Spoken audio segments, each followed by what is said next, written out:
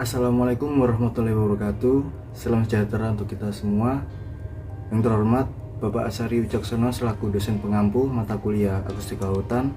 Pertama-tama saya ingin mengucapkan taqabbalallahu minna wa minkum.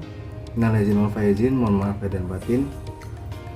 Perkenalkan, nama saya Sultan Ibrahim Firmando dengan NIM 21034110072. Saya berasal dari kelas A dengan program studi Ilmu Kelautan Fakultas Pertanian Universitas Trunojoyo Madura. Pada kesempatan kali ini saya akan mempresentasikan materi mengenai sistem akustik. Baik, sebelum kita membahas tentang sistem akustik, alangkah baiknya kita mengetahui mengenai akustik kelautan. Akustik kelautan sendiri merupakan teori tentang gelombang suara atau akustik dan perambatannya yang ada pada dasar perairan dari permukaan laut hingga dasar perairan laut.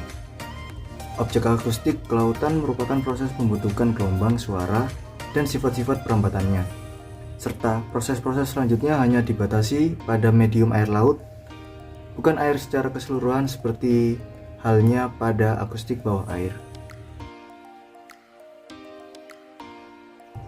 Baik, selanjutnya adalah sistem akustik.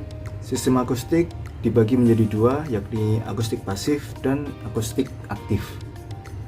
Untuk akustik pasif hanya berfungsi untuk mendengarkan gelombang suara yang datang dari berbagai objek pada kolom perairan. Kemudian frekuensi yang digunakan itu hanya terbatas ataupun frekuensi yang spesifik untuk berbagai sifat analisis. Contoh akustik pasif seperti mendengarkan ledakan bawah air atau seismik, gempa bumi, suara yang dihasilkan oleh ikan dan hewan lainnya, serta aktivitas kapal-kapal yang ada di perairan laut. Baik, selanjutnya adalah akustik aktif.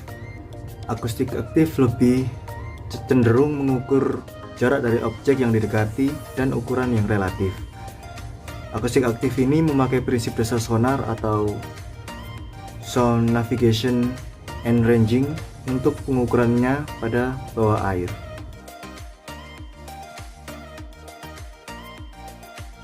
Sistem akustik ini meliputi gelombang suara akustik yang dipancarkan melalui sebuah alat yang menghasilkan energi akustik atau gelombang suara pada kolom perairan. Kemudian ketika energi tersebut mengetahui suatu objek seperti ikan ataupun dasar perairan, beberapa energi akan memantul kembali ke transducer atau alat pemancar.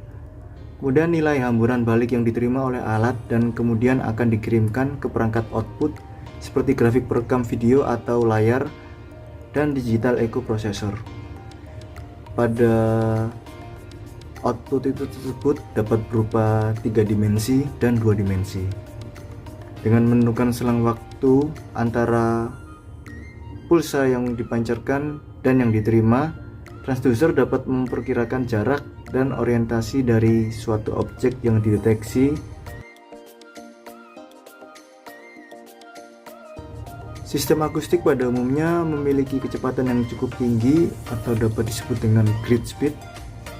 Kemudian dapat dikatakan juga bahwa sistem akustik ini memiliki estimasi stokikan secara langsung atau direct estimation yang dapat digunakan untuk menunjukkan estimasi stokikan pada suatu perairan.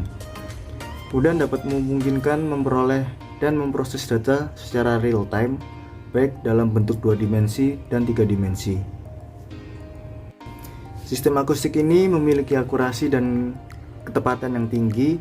Maka dari itu, sistem akustik atau sistem akustik kelautan ini sering digunakan dalam hal-hal navigasi pada perairan kolom air.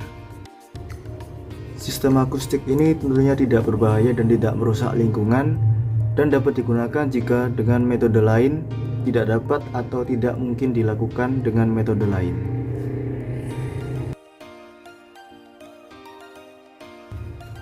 Baik, sekian pemaparan materi dari saya mengenai sistem akustik. Mohon maaf apabila terdapat kesalahan dan kekurangan. Terima kasih. Wassalamualaikum warahmatullahi wabarakatuh.